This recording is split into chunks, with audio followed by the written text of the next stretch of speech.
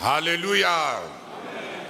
Je vais tâcher de finir avec Paul et Philémon. En venant maintenant à l'application immédiate par rapport à l'église de maison. C'est Paul qui a gagné Onésime à Christ. Et c'est Paul qui est en train de vouloir l'établir dans le Seigneur et l'établir dans l'église. Et même l'établir dans la vie. Il a planté Jésus et la vie de Dieu en Onésime. Et voilà, avec toute sa maturité, il est en train de frayer un chemin pour Onésime. Il a gagné Onésime à Christ. Le voilà, avec toutes ces supplications, voulant gagner Philémon à Onésime. Abandonnant sa fuite, son vagabondage, sa rébellion à Christ. Et voit tout ce que l'apôtre Paul met en jeu pour gagner Philémon à Onésime. Pour frayer un chemin pour Onésime dans l'église locale. Pour frayer un chemin pour Onésime dans le cœur de Philémon, le dirigeant ou bien le pasteur de l'église locale. Pour frayer un chemin pour Onésime dans la réinsertion sociale, dans la maisonnée de Philémon. Le travail de l'évangéliste ne finit pas dans le fait d'avoir prêché l'évangile, conduit quelqu'un à se repentir de ses péchés. L'évangéliste, quand on avait enseigné sur l'œuvre du missionnaire, on avait dit clairement que le travail d'un évangéliste finit quand le converti est établi dans l'église locale.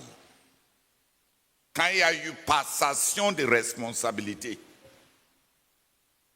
Donc l'évangéliste prêche l'évangile. Il amène le pécheur à la repentance. Il amène celui qui s'est repenti à la conversion, par la foi en Jésus-Christ, pour avoir une nouvelle nature et une vie nouvelle. Il introduit, il graffe, non, il plante le jeune converti en Christ par le baptême dans l'eau. Ça, pour extérioriser sa foi et à l'intérieur, pour commencer son union dans toute l'œuvre de Christ. Le baptême nous ouvre une piste de participation par la foi dans toute l'œuvre de Christ sur la croix. Dans ses aspects négatifs, on a été enseveli en Christ. Et dans ses aspects positifs, pour ressusciter en Christ dans une nouveauté de vivre, pour désormais vivre devant Dieu. Il amène la personne qui est maintenant unie à Christ, de par son baptême, à être capacité, remplie avec la puissance de vivre comme Christ et de servir Dieu de façon agréable au travers du baptême dans le Saint-Esprit. Et il prend celui-là qui a été uni à Christ, qui est baptisé dans le Saint-Esprit et a maintenant en lui la puissance intérieure de vivre la vie de Christ et plaire à Dieu. Et il introduit dans l'église locale comme le fait de l'établir dans le royaume de Dieu pour prendre sa place dans le corps de Christ et son rôle dans le royaume de Christ. Si on n'a pas amené le pécheur de son éloignement à un rapprochement par la prédication, de ce rapprochement qui a produit en lui la conviction à la repentance envers Dieu, de la repentance à la conversion par la foi en Christ, pour être juste devant Dieu, de la conversion à cette union avec Christ, dans sa mort et dans sa résurrection par le baptême, de cette union avec Christ, pour débuter la présence et la puissance actuelle, le sceau de Christ qui est au ciel, par la présence de l'Esprit dedans, pour lui donner l'assurance que ce ne sont pas simplement des fables, parce que c'est la présence du Saint-Esprit qui nous scelle pour Dieu, qui nous donne l'attestation intérieure que nous appartenons à Dieu, pour qu'on ne doute plus de notre salut, parce qu'on a été scellé par l'Esprit éternel pour appartenir à Dieu. Prendre alors cet enfant de Dieu, scellé pour Dieu, propriété de Dieu, et l'établir dans le royaume de Dieu, dans la famille de Dieu, dans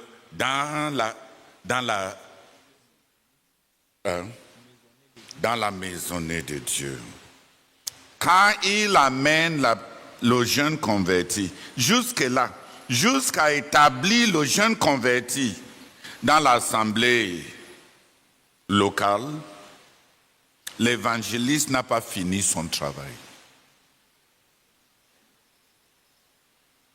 Le missionnaire n'a pas fini son travail. Le croyant qui doit gagner la personne à Christ ne l'a pas gagné complètement. Il doit être établi dans l'église locale.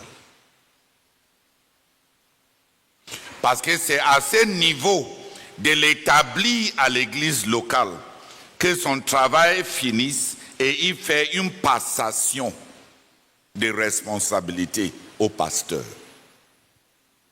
Il a gagné une âme dans le royaume. Il fait la passation à la responsabilité d'un pasteur. Donc un évangéliste qui établit quelqu'un dans une église locale et qui veut téléguider ses convertis à l'insu du pasteur, et bien que celui qui l'a conduit à Christ est maintenant en train de fonctionner par usurpation.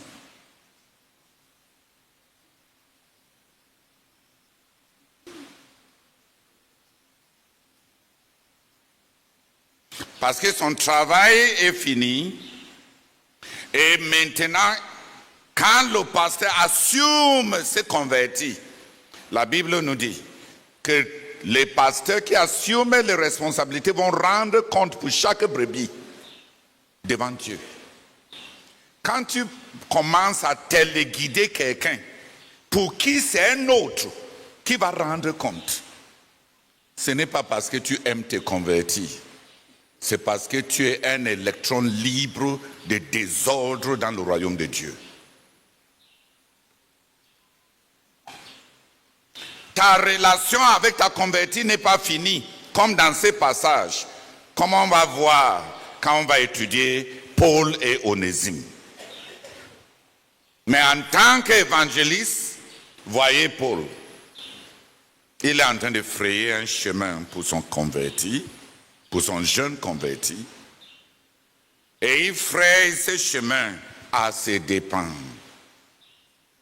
C'est lui qui se rabaisse pour donner à ses convertis une place. C'est lui qui dépense pour assurer à ses convertis le pardon.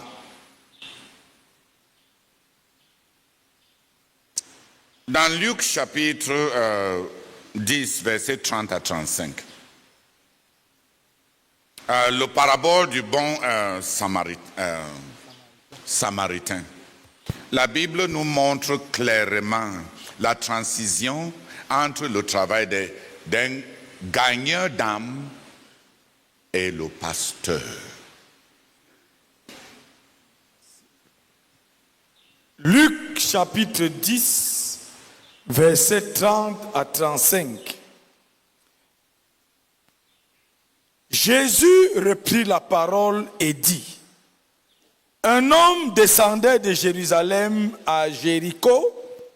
Il tomba au milieu des brigands qui le dépouillèrent, le chargèrent de coups et s'en allèrent, le laissant à demi-mort. Un sacrificateur qui par hasard descendait par le même chemin, ayant vu cet homme, passa outre. Un lévite qui arriva aussi dans ce lieu, l'ayant vu, passa outre. Mais un samaritain qui voyageait étant venu là, fut ému de compassion lorsqu'il le vit. Il s'approcha et banda ses plaies en y versant de l'huile et du vin. Puis il le mit sur sa propre monture, le conduisit à une hôtellerie et prit soin de lui. Le lendemain, il tira 2 deniers, les donna à l'autre et dit: aie soin de lui, et ce que tu dépenseras de plus, je te le rendrai à mon retour. Amen. Le Samaritain là a joué le rôle d'un évangéliste. Il a trouvé le pécheur qui a rencontré le grand voleur. Car le voleur ne vient que pour dérober, voler et tuer. Il a rendu un ministère complet de sauver, de guérir, de rétablir. Mais il n'a pas fini son travail. Il a amené ses convertis par ses propres moyens à une auberge. L'auberge là, c'est l'église locale. La personne qui gère l'auberge là, c'est le pasteur.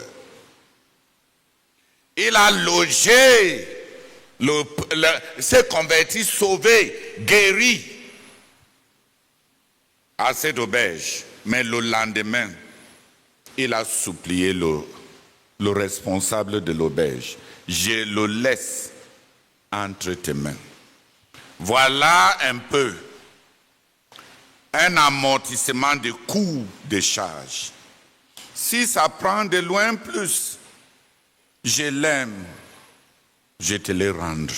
Je te les rendrai. Je te les rendrai. Voilà la relation entre l'évangéliste et le pasteur. L'évangéliste qui a gagné l'âme et qui veut établir cette convertie-là dans l'église, gagne aussi les pasteurs entre les mains de qui il va les laisser. Quand un évangéliste a l'arrogance de mépriser les pasteurs locaux en pensant qu'ils sont mieux que ces pasteurs-là, parce qu'il peut compter beaucoup de gens qu'ils ont gagnés, et le pasteur n'a pas autant de personnes qu'il a gagnées, c'est comparant avec un autre par rapport à tes dons, sans ouvrir les yeux pour voir ses dons. Tu es simplement aveugle.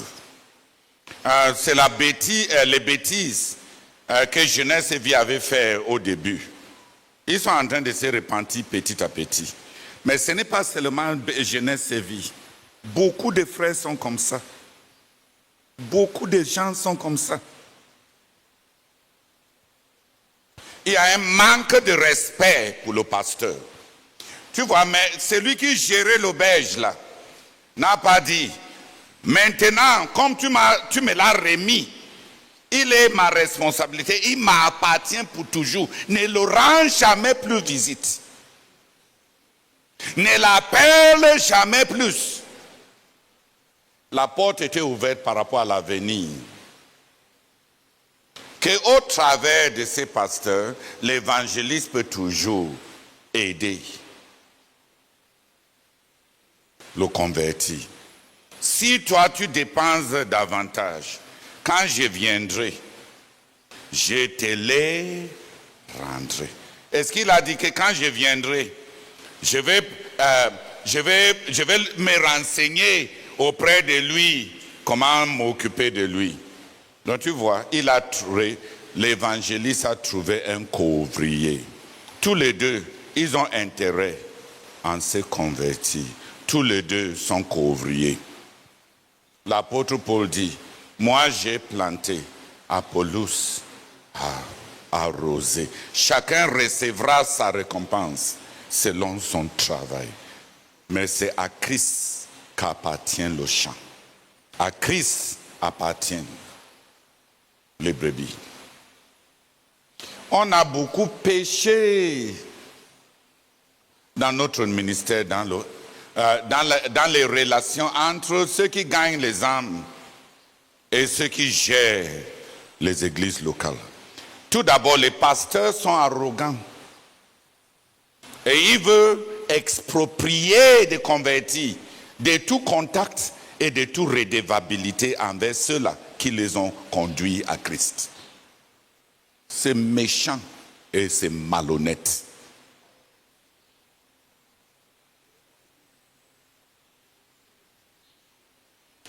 Troisièmement, beaucoup des évangélistes sont des intrus.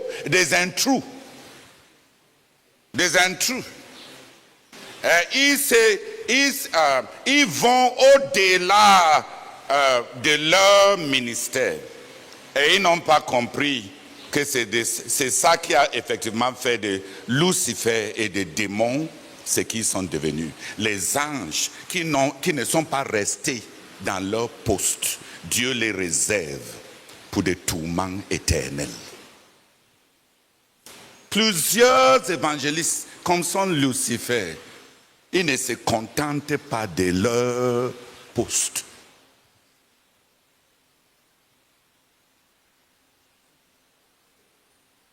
Et comme les anges déchus, la Bible dit, rappelez-vous de ces anges déchus. Ils ne se sont pas contentés de rester dans leur poste.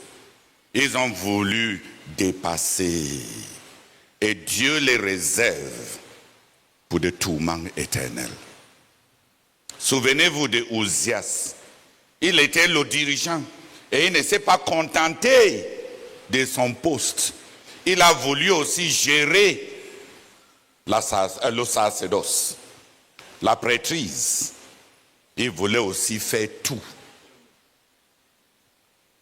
Et il a été condamné par Dieu sans repentance pour 52 ans. Exclu même de ce qui était à lui de droit. Même le fait d'être roi, il n'était plus sur le trône.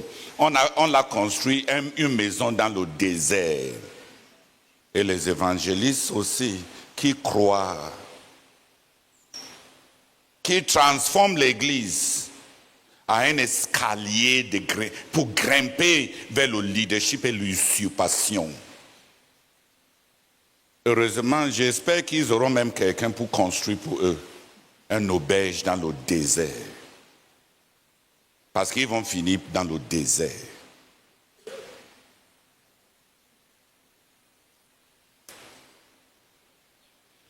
Parfois, quand je parle avec certaines personnes qui sont des évangélistes, ils pensent que je suis juste en train de les flatter pour qu'ils puissent avoir